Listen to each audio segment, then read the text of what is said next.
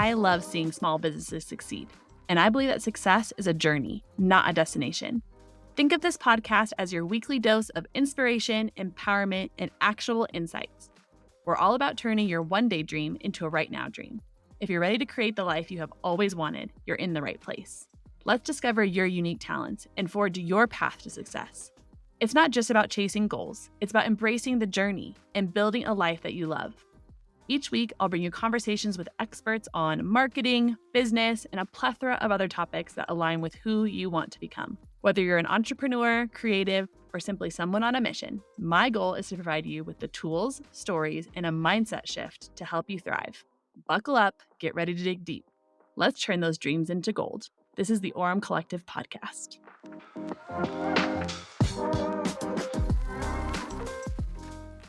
Y'all, I'm so excited about today's guest and the topic we are talking about because it is truly something that I am in the midst of on a daily basis, and that is the juggle of family, marriage, and owning a wedding business. Our guest today is someone who works in more ways than one in the wedding industry, including owning Common Sense Events, a venue management company. He is the host of the podcast, The Venue RX, and just recently launched WEVA, the Wedding and Event Venue Association. And if that was not all, he is husband and dad to 6 little people. He has so much value and insight to share on this topic. I know you're going to love hearing from him. So without further ado, Jonathan, welcome to the show. Thanks so much for having me, Becky. This is going to be fun. And thanks for that intro. I really appreciate that. I mean, you have so much that you do, and I feel like you could talk about a million things on a podcast. So I'm excited to have you talk to us about this. I'm really excited as well. Yeah, normally, I had you on my show, and it was such a good show. And normally, I'm the one asking the questions, so I will try not to ask you any questions. You can ask questions too. That's great. I love answering questions too. Cool. Well, tell us all a bit about you, what you do, a bit about your family, since that's a lot about what we're going to be talking about.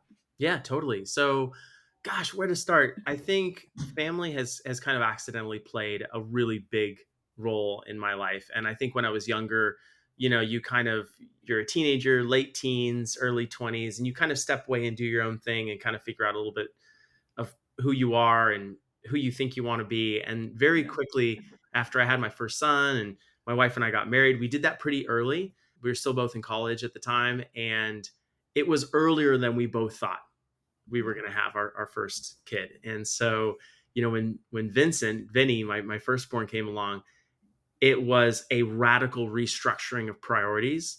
Yeah. And it was a real difficult growth process for me, I can say, being 22, 23. And now, it was like, I thought I had a couple years of runway to figure out what I wanted.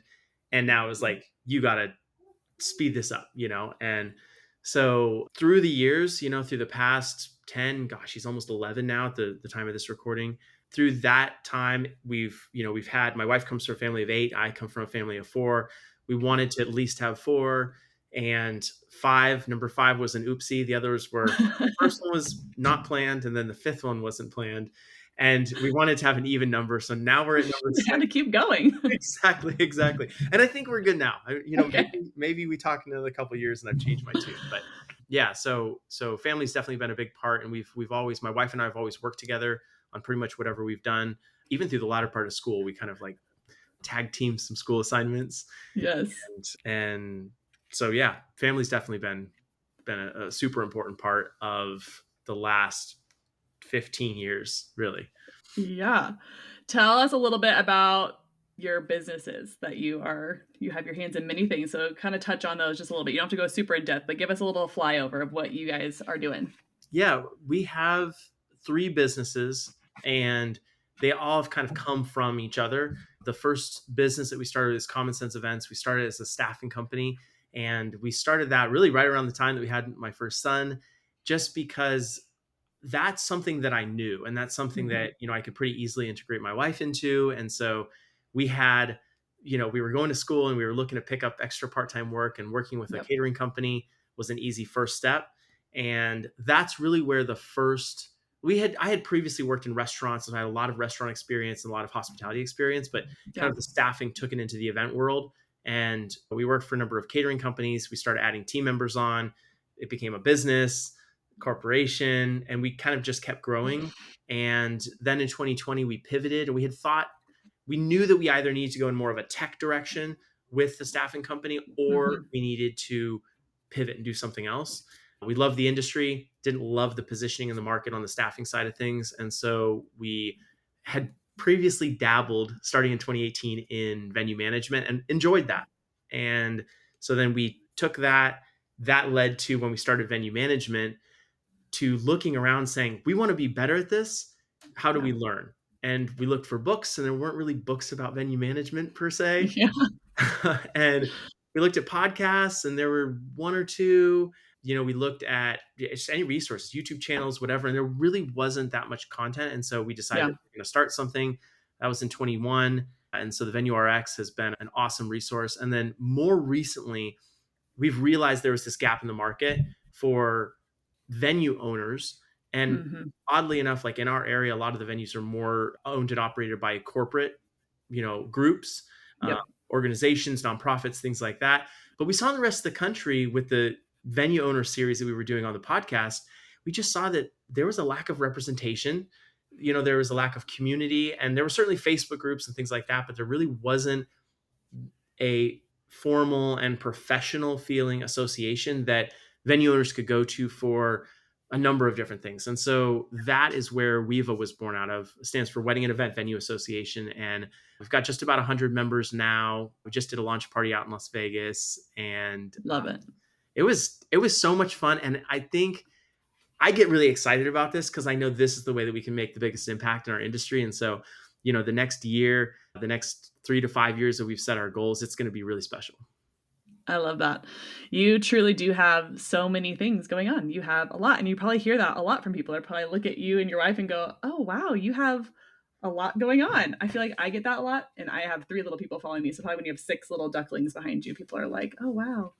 I So don't ever really fully know what to say to that though when people are like, "You have a lot going on." I'm like, "Yeah, I do." you just kind of have to agree. Exactly. Yes. And Becky, I mean, we've talked about this before. 3 for us, I think, was the maximum difficulty. Like, Yeah, I mean, I feel like that is probably true, and I've heard that from a couple of people that 3 is really difficult, and it does feel that way. It feels like 3 is, "Oh, wow," and I've heard that if you just keep going, it's just the same level of crazy. yeah, totally, 100%. You just add, it's the same level. You're just adding multiples on the same level. Yeah, tell me the ages of your kids.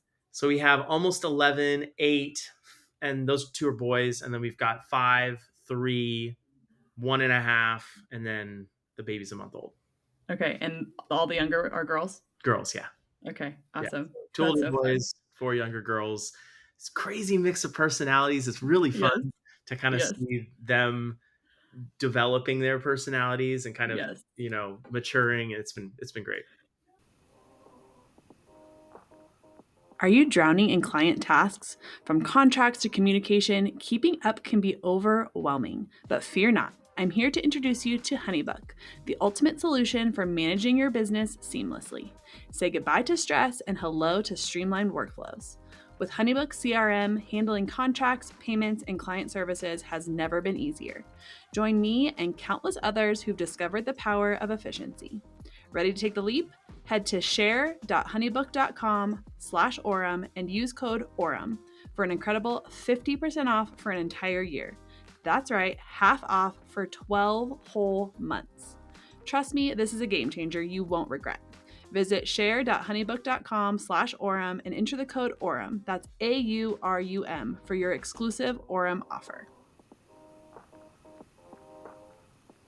Yeah, I feel like we've learned that. I feel like when you have littles, because ours are 5, almost 3 in a couple weeks, and then we have a 18-month-old. And so we're just now kind of starting to see with our 2 older boys, like their personalities coming out a little bit. And it's like, oh yeah, you guys are really different. We can't parent you guys exactly the same. This is gonna be fun. Yeah, 100%. I'm curious. I have to ask a question here. So, Yes. does is your older one, is he like the typical older eldest who's like mature and responsible and easygoing, or is it some other variation? He is a typical oldest child, I would say, but he's very particular, very type A. I don't know if you know the Enneagram. I'm pretty sure you're not supposed to say what your kids are until they're older, but I'm pretty sure he's a 1 on the Enneagram, like extremely particular. And then if I had to guess, our middle child, who is like quintessential middle child, is going to be a 7 on the Enneagram because he like lives for the party. Yep. If like Christmas and Christmas Eve, he was like a gem. He was like so fun to be with and hang out. And then the next day he was like, I hate my life. Like the party's over. That's fun. That's awesome. Yep. So our youngest is, it's hard to tell right now, but she's our only girl and she's the baby. So I'm sure she will live up to the expectation of the baby girl. Totally. Are you thinking of having more? No, we're done. I think 3 is our crazy. We also didn't start until I was 30. So Fair. I'm done. I have really rough pregnancies too. I'm a very sick pregnant person, so it's not fun.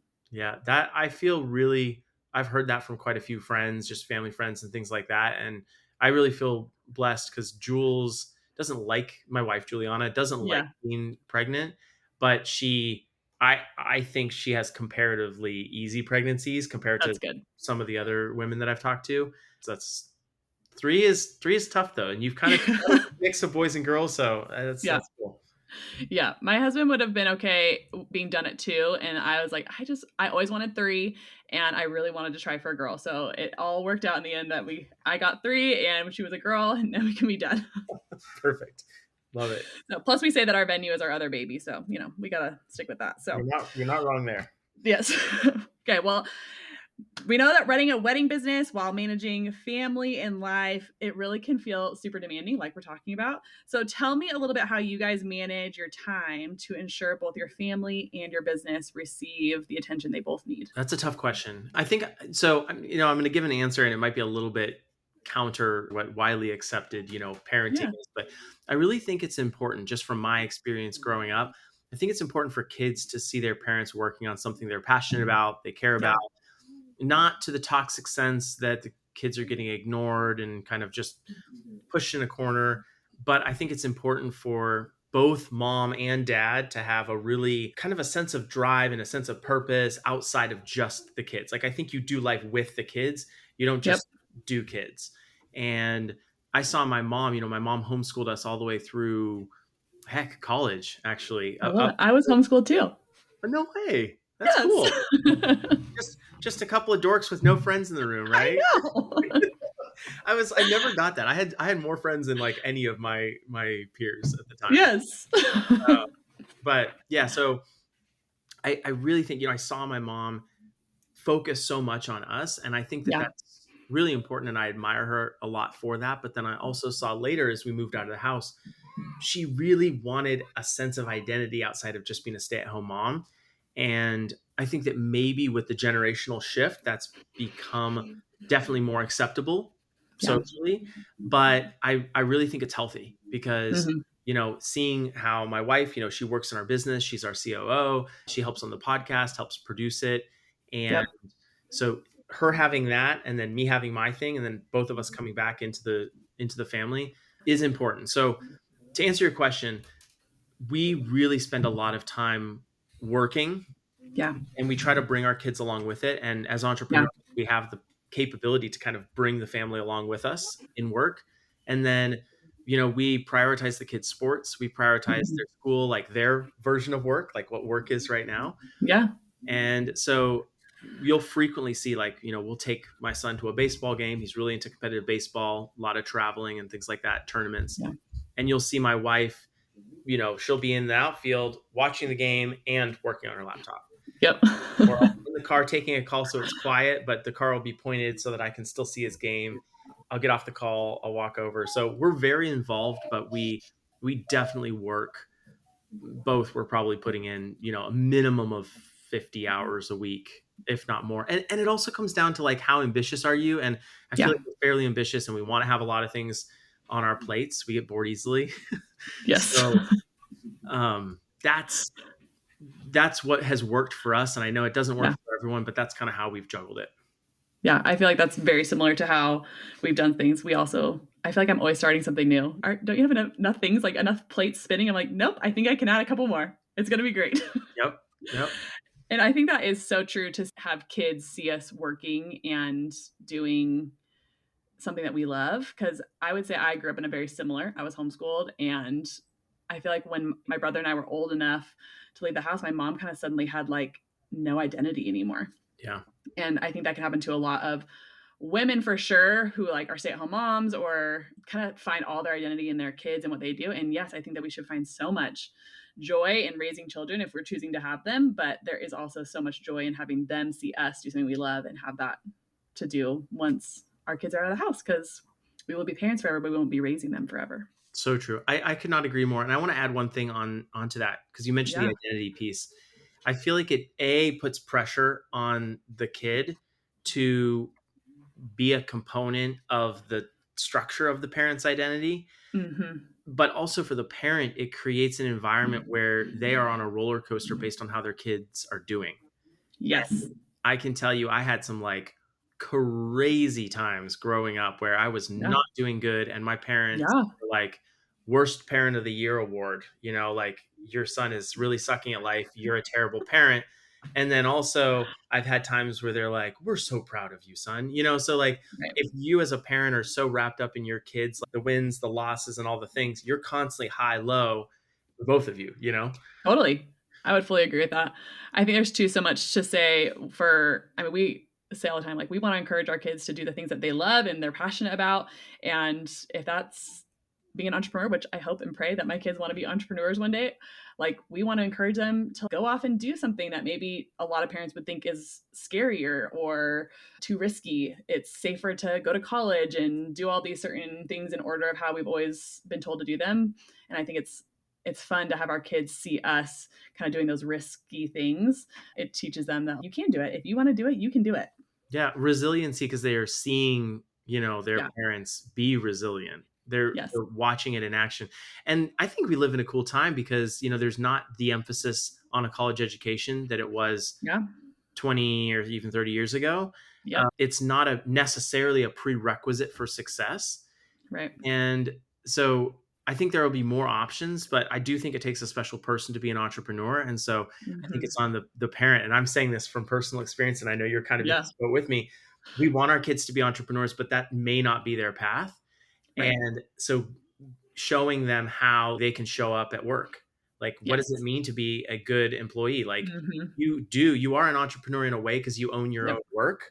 Hmm. And if you have that mentality, you'll rise very quickly, because your metric for success won't be like your Yeah. boss giving you, a spotlight in a meeting, but it will be how Yep. satisfied with the level of work are you doing. You'll rise a lot quicker and kind of accomplish those things that I think we all want, whether we're employees or entrepreneurs. Yeah. I fully agree with that.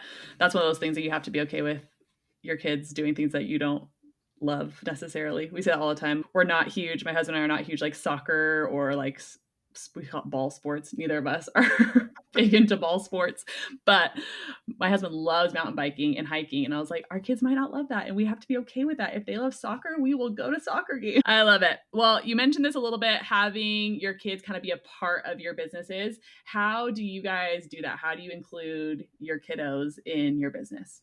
Great question. So, and I can't take full credit for my answer, because I've learned from a lot of people who, I've had as mentors in my life. But one of the best pieces of advice that I got when wanting to juggle family and business and include your family in your business is to ask your kids questions about the business. That's And good. if you can ask your kids questions about different things you're facing in the business, serious things, and not posing it to them in a way that's like, oh, hey, I'm going to give you an easy question, but like, hey, son, hey, daughter, like, I'm really struggling with this employee or this situation. Explaining the situation as clearly and concisely as possible, and saying, hey, what would you do? Hmm. And just being silent, giving them that space, treating them like they're your little business consultant. I love that. I've seen both my sons and my daughter now, as she's been, she's 5 now, but she's very precocious. I've seen them really light up, and they will now even I'll have to kind of say, hey, I need to spend some time thinking about this, because they'll say, hey, Mhm. dad, what are you struggling with? Can you ask me a question? And they're taking ownership of it. And I love that, because I don't want them just to see me like, angry, upset, stressed out. Like, I Yeah. do get stressed out. There are pressures in the business all the time, but Yeah. I don't want them to feel like business is the thing that took dad away from me. You know, Mm. I want them to feel like business is this incredible opportunity for you to own your own work, for you to create incredible opportunities for people around you. Like, I want them to have a different perspective. And so I think by making it more collaborative and not like dad leaves, Mm-hmm. I do my own thing, but instead like dad asks me for advice because he values my perspective on this, and I'll be able to do Mm-hmm. that as they get older. You That's know, good. it'll help our relationship, and they'll really feel encouraged to maybe start their own thing, or if they are interested in what we're doing at the time, maybe even collaborate with us one day. I love that. I think that's so good. I haven't actually heard that way of going about it with, especially I think because my oldest is 5, but I could think of sharing that with him now and he would be like all about it. He would Cool. want to talk. He's also very chatty and he would want to tell me all the things and all the ideas he has. Totally. Oh, that'd be so cool. And the other the interesting side effect is when you have to explain it to a child, Yeah. sometimes you end up coming to the answer because Mm, you've a problem well explained is partially solved, you know? that's good. And if you can kind of get to clarity around what the actual issue is, sometimes the answer just pops up, and it might be in the explanation of that to your 5-year old that it's like, got it. That's what I got to do. I also feel like sometimes when you bring it to like a 5-year-old's level, it can feel not as daunting. If I can explain this to a 5-year-old, maybe I shouldn't be this anxious or this stressed about it. Totally. Perspective, right? It helps you For pull sure. back a little bit. Absolutely. That's really good. We've included our kids in things. They spend half their life at our venue. They ride their bikes around our venue. Both of our boys have helped clean and set things up. But I really like the idea of bringing them into kind of some of the behind the scenes because if we're being honest, that's where they would one day step in, not just in the manual labor of it. They would one day hopefully be part of those decision making. Absolutely. Absolutely. And getting them thinking critically, even if it's not in your business, they Yeah. are going to look at their role with some perspective around business ownership. And even if they're not, entrepreneurs, Yeah. their future bosses or the people that they're collaborating with are just going to really appreciate you that they have on a business. Yeah. It's going to give them some of those critical thinking skills. I love that. Well, operating a business, wedding venue, and in your case, you operate several venues, it comes with a lot of challenges. How do you and your wife navigate some of those challenges that arise, and how does that impact your marriage and your family dynamics?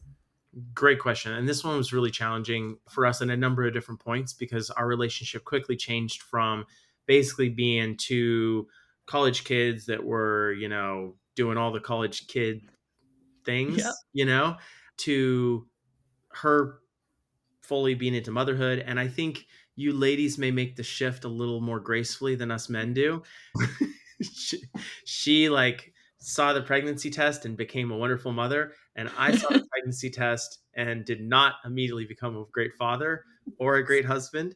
So there was definitely a learning process, and I think Mhm. over the years, one of the biggest pieces of advice, and if I could like go back to my younger self and say this, it would be, if you want to have a good marriage and run a great business, you need to treat your marriage with the same respect and intention that you treat the Mm. business.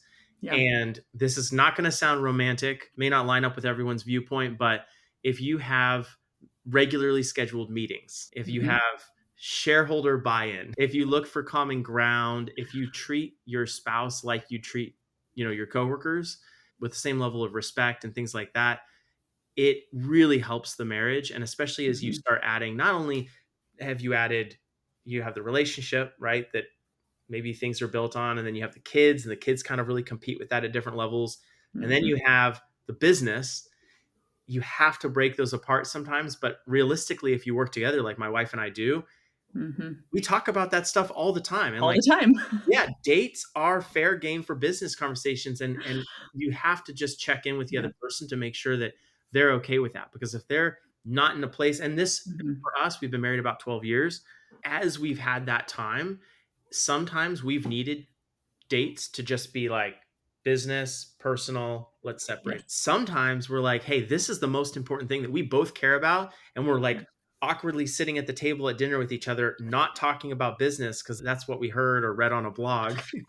And Yeah. it's like, no, just, yeah, the communication I think is huge. A practical tip for anyone who's listening and who might want to like have a takeaway. We've started these things called win meetings in our business. and it's called What's Important Now, or like that's what the acronym stands for. And so in this WIN meeting, or What's Important Now meeting, we're talking about all of the important meetings. There's an issues category. There's a number of different categories. We have TIs, so team impact, a couple of different things, how we've organized our business meetings.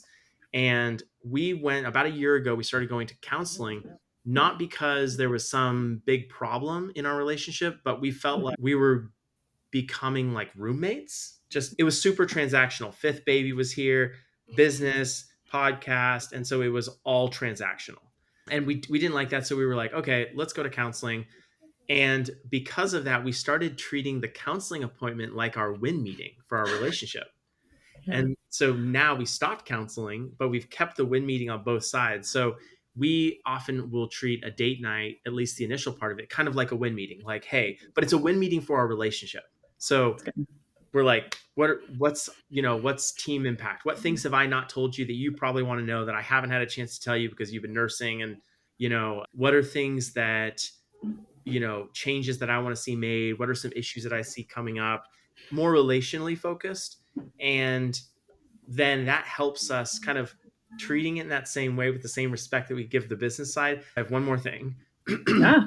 PSO. So positive sentiment override. And this is something we learned in counseling, but like I so wish I would have known this earlier on. If you have a high level of PSO with your partner, you are able to gauge, or I'll say it this way. If you are aware of the level of PSO or NSO you have, so NSO, negative sentiment override, PSO, positive sentiment override, you're aware of the level of either PSO or NSO that you have with them. Yeah. What ends up happening is you go into a encounter with them, and if they respond kind of snarky and kind of like, that there's some level of NSO built in there, and you can go and attack that instead of talking about the peripheral issue that may have no relevancy to actually the environment of, the question that you asked. Yeah. So PSO and NSO, and kind of like realizing that, knowing that like if my wife and I have a great relationship, things feel really good between us, there's a high level of PSO and I mess up, or it's something as simple as like, I just leave my socks on the floor, right? Yeah. There's PSO. She sees my socks on the floor. She picks them up. She's like, you know what? My husband's such a hardworking man. I really appreciate him. And I'm going to grab these socks for him because he's great. High PSO, right? NSO, socks are laying on the ground. He's so lazy. I can't believe this. I have to do everything all the time. What does he even do? This relationship is in the trash. So you see the two different responses to the same exact thing. And that's all, and all with kind of the either PSO or NSO that we have. So that understanding that combined with the WIN meetings has been really, really helpful and kind of transformative in our relationship, and combining our relationship with parenting and then the entrepreneurial side as well. Are you tired of wading through legal jargon, hoping your company contracts are legally sound? Say goodbye to the stress of what if and hello to Creative Law Shop contracts. We use Creative Law Shop's simple templates for our businesses. They are specifically tailored for creative entrepreneurs. Creative Law Shop provides the legal documents you need to succeed, from client contracts to operating agreements and everything in between. Creative Law Shop has what you are looking for. Don't let legal worries hold you back from turning your one-day dream into a right-now dream. Head over to shopcreativelaw.com. Enter code AURUM10 at checkout for 10% off. That's shopcreativelaw.com, code AURUM10 for 10% off. I love that. I feel like we need to go out on a double date with you guys, because our date nights look so much like that, where we're like, all we do is, oh, this restaurant is so cool. That would be so cool. Like, we should implement this into like our business, and everything ends up being a business conversation. We've actually set aside a certain day a week that we take off from pretty much everything. We turn off our phones, we just like rest and we recharge, and we try not to talk about work, because it can become something where we just are constantly talking about it. So I think having those boundaries in place. But I love some of those acronyms that you brought in that really help kind of structure conversation to not always be about work, but can still bring it in, because it is what we're passionate about. Like, Aaron and I love what we do. We love our venue. We love the business that we've started. So of course we're going to talk about it with each other. So I think it's good to have some of that structure in how you're doing it. And I love that that came from counseling. Now you don't need it anymore, because you just do it anyway.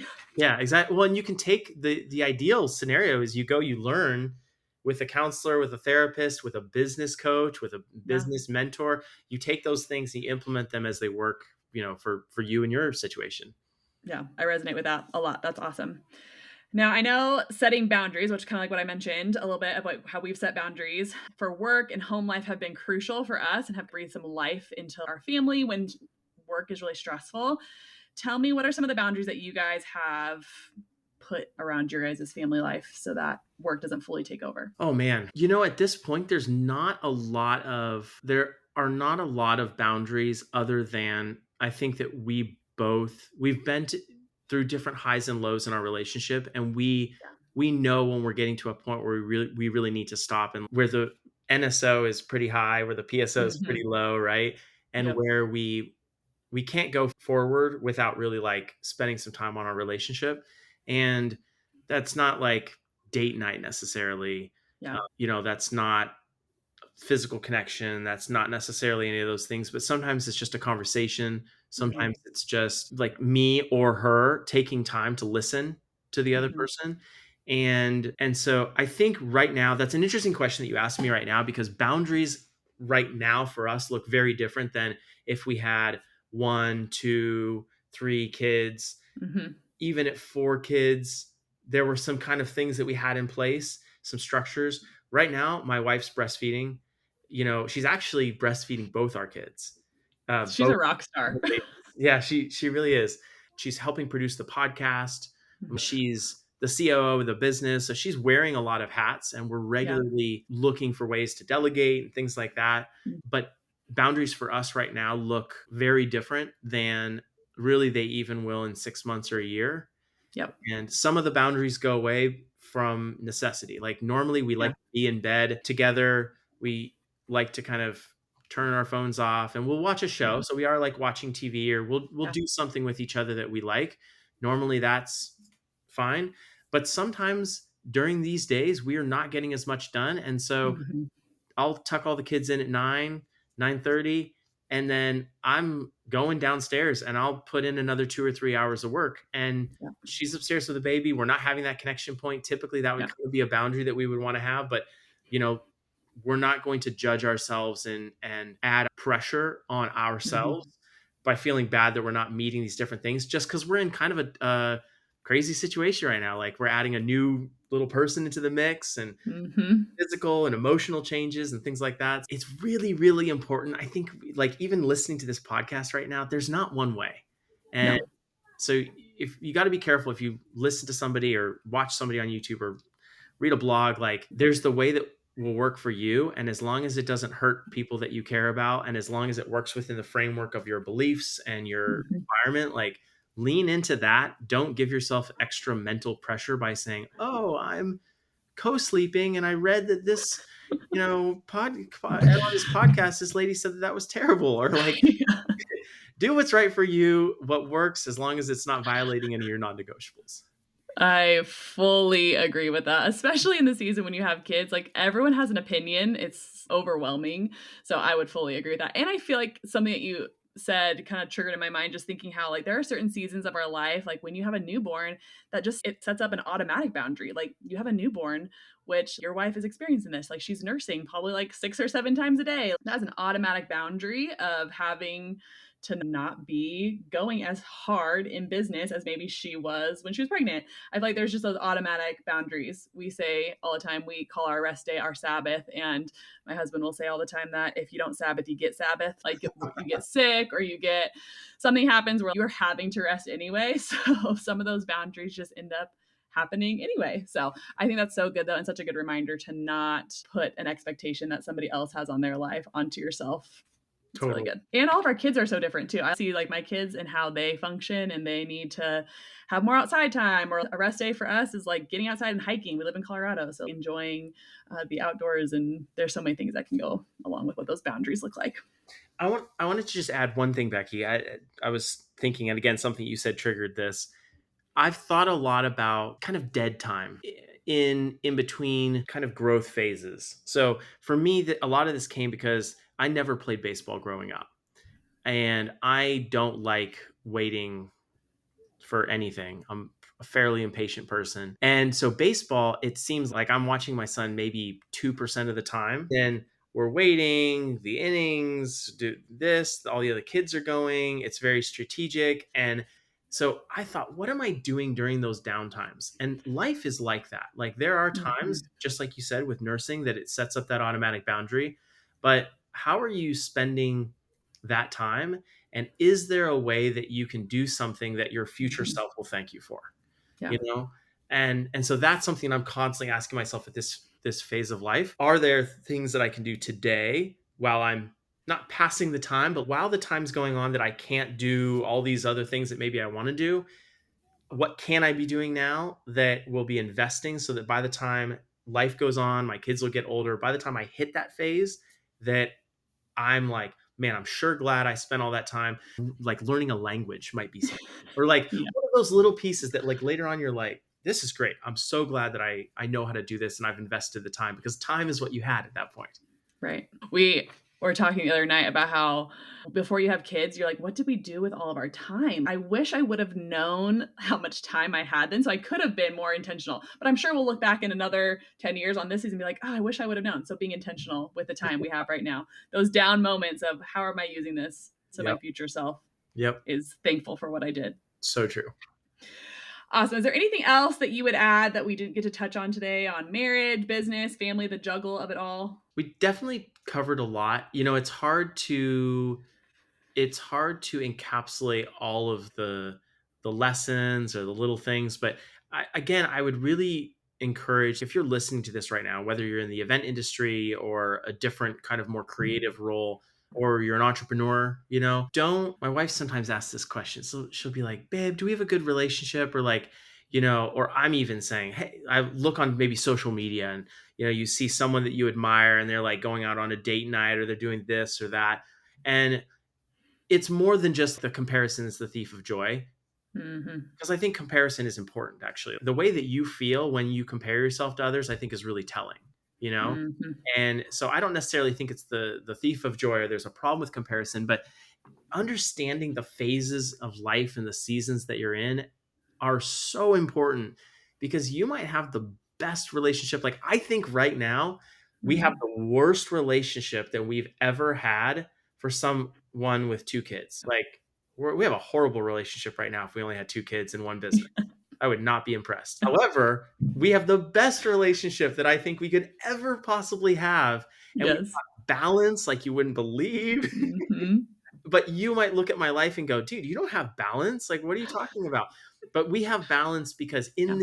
in this zone, in this space that's highly compressed with kids and the businesses and all the different things and the seasons that all of these kids, young businesses, the seasons that all these are at, we're really thriving. And Yeah. it's easy to lose sight of that and not have the perspective. And later on, you're going to look back and go, man, we were actually crushing it. Totally.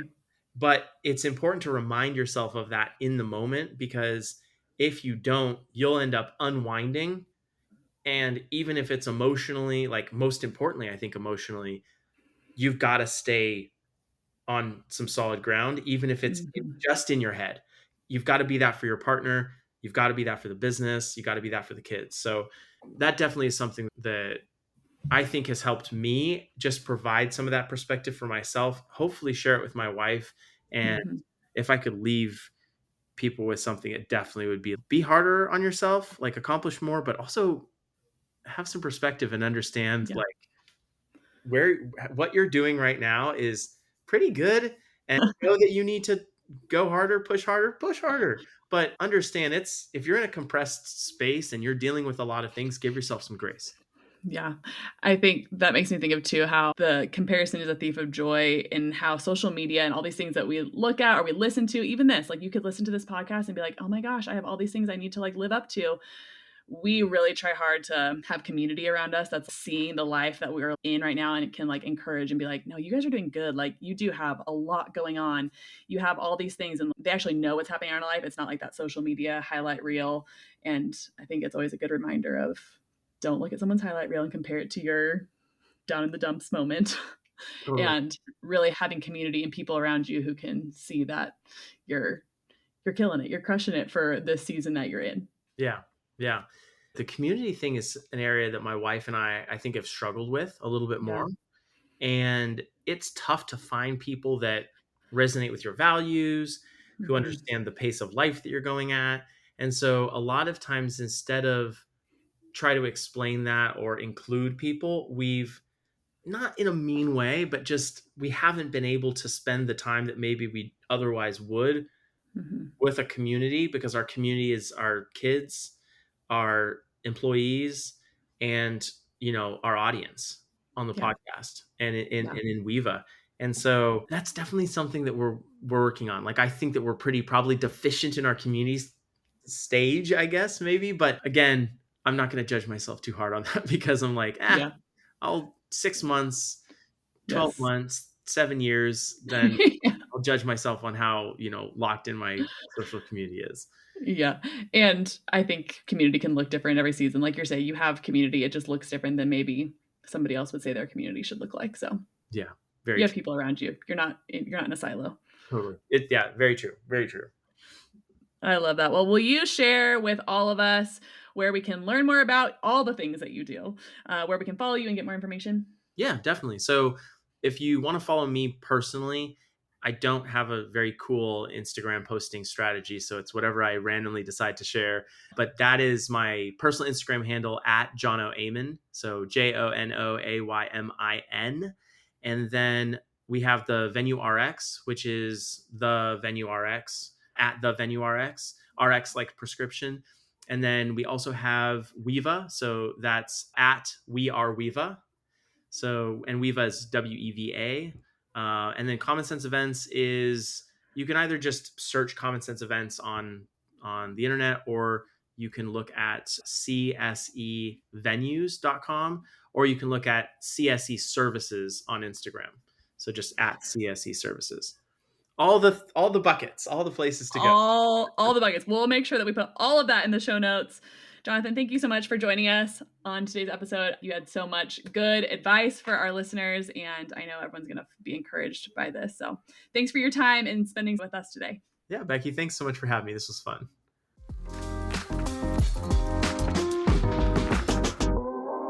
I think you just became a better version of you.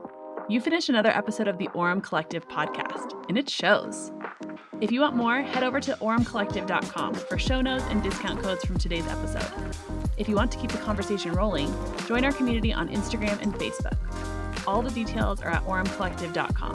Until next time, keep making your one-day dream a right now dream.